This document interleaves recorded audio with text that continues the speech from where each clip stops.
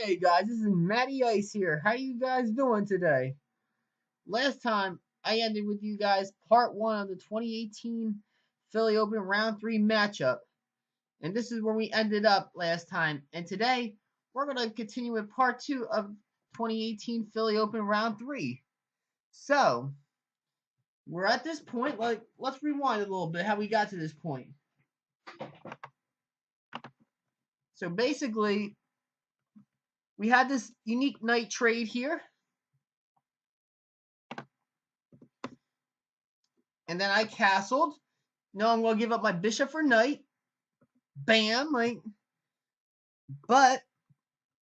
Sorry, right there. So, in compensation for giving up the bishop for the knight, I had a very unique pawn structure in the middle here. Controlling the middle of the board here, these squares here. And I'm going to have this unique triangle. It's a pseudo triangle at the moment, but when I push it up, I want to have that unique triangle. Like, sometimes in the job world or in the business world, you're going to have to give up a valuable thing, but you can create or recreate another valuable thing when you give up one valuable thing. And that's what I did here. I recreated another valuable thing, controlling the middle of the board with my pawns. So let's get into the rest of it now.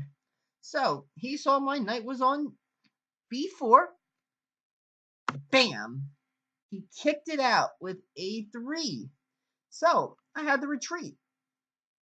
I was thinking, let's just retreat back to c6, because if I would have retreated to d5, he would have just kept moving his pieces and kept getting massive development on me, and we cannot waste time. I already wasted moves here with this knight, and in the business world, you definitely don't want to waste time, because when you do, you don't get work done and you fall behind in work, and you're going to make your clients mad, and it's going to make you look bad for the company, So you never want to waste time in the business world, So he retreated. He castled, got in a good defense. D5, blocking his diagonal for, attacking my king in his defense. But I got to worry about little things here, too. Like, if he moves to A4 and possibly attacking the diagonal where my king and rook, where my queen and rook are originated at right now, So here he's all try to break this pawn structure, this very strong pawn structure. And here I was starting to think, I had more time than my opponent at this point, but I had to make some wise decisions here, because he had a little bit of a mismatch on the queen side. And he was attacking faster than I was attacking him.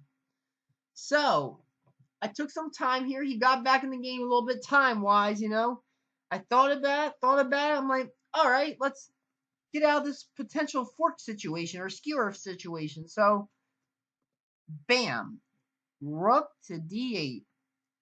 Try to focus on centralizing my pieces and fighting back against the queen there. So, and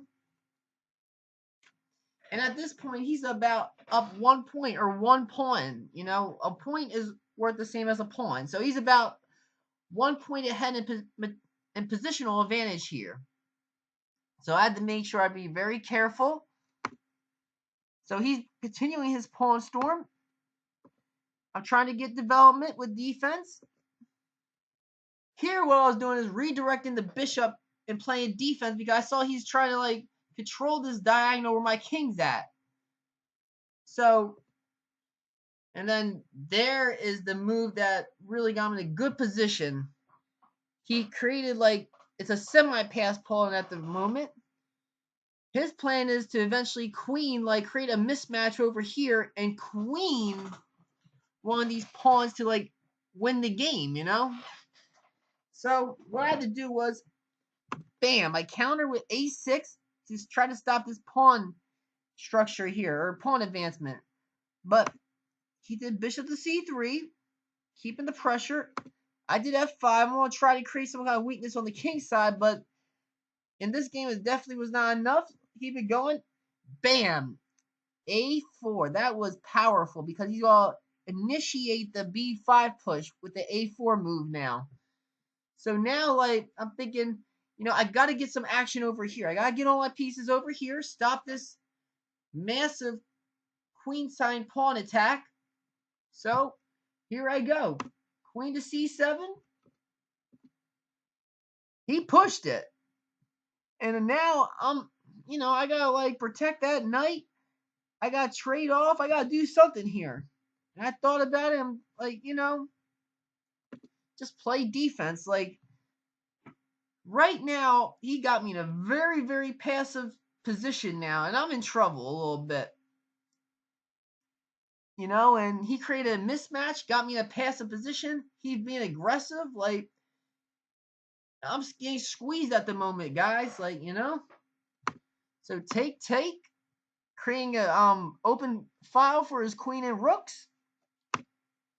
And then here, like, he's forcing the trade. And I'm like, man, I gotta trade or it's gonna be bad here. Like, he's gonna have a free passer, this pawn. So, bam, I decided to trade off, And, sometimes you gotta make tough business decisions. And this is a business decision I had to make, a very tough business decision. And this is where I went with it, He's about 1 point ahead in the game positionally. So I gotta make sure I put my rook all the way here, trying to stop the b pawn. And with that move, he's up 2 points now, or that's equivalent to 2 pawns. a5. He's like getting a good post for his passer pawn on b6. And now I'm thinking I'm gonna have to, like, really make sure that he doesn't queen here. So I do rook to b7. Like, I know he's not gonna fork me here. He does bishop to b4. Trying to get my knight now. Like, I'm in trouble, man. Like, I'm thinking I thought a little bit more time here. I'm thinking, okay, like, I don't want the queen. Like, maybe eventually this is about to pass. So then I try to, like, threaten his bishop with the knight. And then, like, he wants to protect that bishop, so he gets in a good place right there, and then eventually, he's going to maybe retreat back there and stuff. And this is where we're going to conclude with part 2 of the 2018 Philadelphia Open, round 3. I'll see you guys next time with round 3. I'm sorry. Yes, I'll see you guys next time with round 3 of the 2018 Philadelphia Open. You guys have a great day. Bye now.